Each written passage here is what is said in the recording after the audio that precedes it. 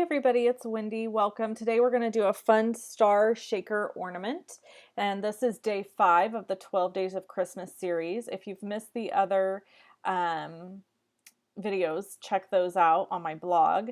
I cut out 2 of the largest stars from the star framelit set using the corrugated paper from Stampin' Up, and I am adhering them together to create a nice base for my ornament, and so that my ornament will be decorative on both sides. So if it turns on the tree, you'll be able to see that on both sides. And then what I'm doing is I'm going to make all of these kind of into a frame. So I'm using the third smallest, or I don't know, however you want to say it. It's a third from the bottom, from the smallest die to cut the center of this star out. I used the fourth from the smallest star to cut the red glimmer stars that you see there.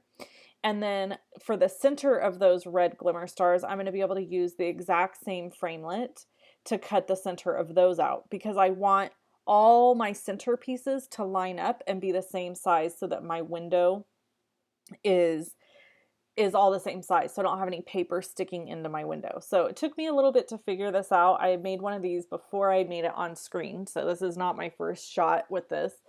So I'm just going to cut both those red glimmer pieces out so that I end up with the frames, and then I'll be able to move on to the next step of the ornament. This ornament is super easy and could be done with any shape. So, okay, so now we're moving on to the next step, and that is to put all these dimensional pieces all around the inside star. And that is to keep all my sequins in, since I am creating a shaker ornament. And I just go all around, and I had this really cool thin dimensional tape from a paper pumpkin kit that I had, and I just saved it. I save everything from my paper pumpkin kits because they seem to come in really handy later. Okay, so I have pieces of acetate that I cut from the fourth smallest star, and I am just going to take these red glimmer frames, and I am going to use the Tombow mono adhesive to adhere them down to the acetate sheets. I highly recommend always using Tombow mono adhesive when you're gluing anything to a slick surface. I would not use the fine tip glue pen. That's just a little tip for you. Okay, so now I can put this finished piece on top of this side of the ornament, because this is going to create one of my sides of the ornament, and it's just so beautiful. The colors go so nice together, the craft color and the red. Okay, so now I'm just going to add my sequins, and I have a great tip for you if you're adding sequins. If you use the embossing buddy from Stampin' Up, it's got like a powder in it, and rub it on your fingers before you start putting sequins in a project. The sequins will not stick to your fingers. I have lots of problems with static cling fingers. Everything sticks to my fingers, and so a trick for me that works amazing is to just rub my fingers or hands on the embossing buddy, and then it makes it so nothing sticks. So really good tip. Don't miss out on that one. So I'm filling these with lots of different colors. These sequins I got at a local craft store, actually. You can order them online. They're by Craft Metally. But I happen to live near a really cute little store that has a little tiny section of craft stuff, and they happen to have these sequins in that craft section in every color you can imagine. So I got them there. Okay, so I'm able to add the other half of my window sheet onto the top. Sorry about my head in the view there. It's really hard to do something right over the top of something when when you can't see. Like, you have to be right on top of it to see it.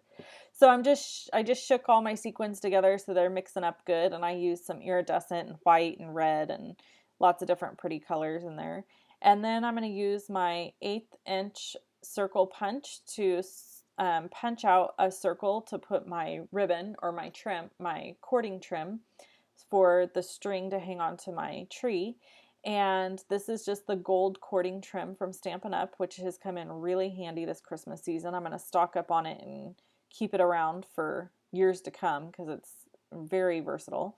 So I'm sticking both ends through the hole and then just kind of making a loop and pulling it through, and then doing one overhand knot at the top, and that creates your little hanger for it to hang from the tree. Okay, so I have a last step for this ornament, and it's to add the word joy across the front of it.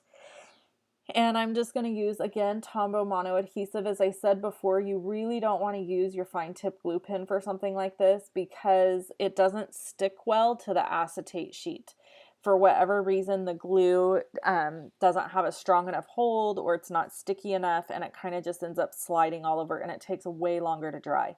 So take it from somebody that learned the hard way. And I'm just using Whisper White cardstock on the joy that I cut the joy out with. And I cut that joy out of the, I cannot remember the name of the framelits, but I'll put it on the screen. And it just turned out really, really cute. I love the way it looks. So I made another ornament before this, like I had said earlier, and I cut Mary out to go across the front of that. So I love how these turned out. I think they're beautiful.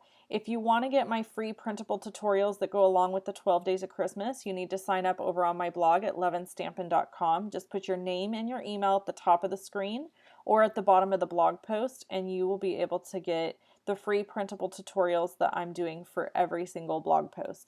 They'll come right to your email. Thanks for watching. Have a wonderful day. Bye-bye.